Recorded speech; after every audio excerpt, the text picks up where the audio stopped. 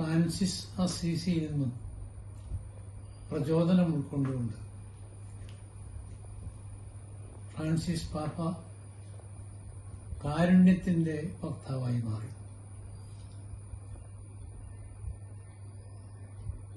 The name of God is mercy എന്ന വിശ്വവിഖ്യാതമായ പുസ്തകം ഒന്നോടുകൂടി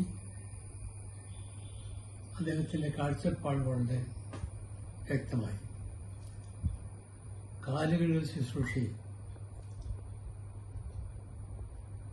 ജയിലിലുള്ളവരെയും അഭയാർത്ഥികളെയും ഉൾപ്പെടുത്തി ലോകത്തെവിടെ പ്രശ്നങ്ങളുണ്ടായാലും വേദനയുണ്ടായാലും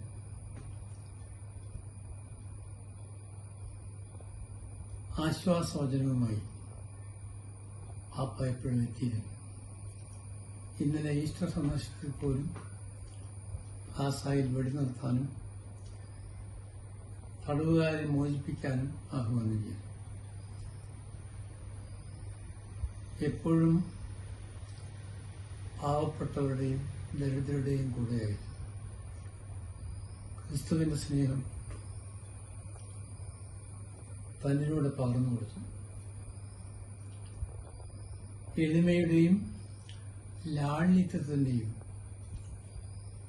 സന്ദേശമാണ് പിതാവ് നൽകിയത്.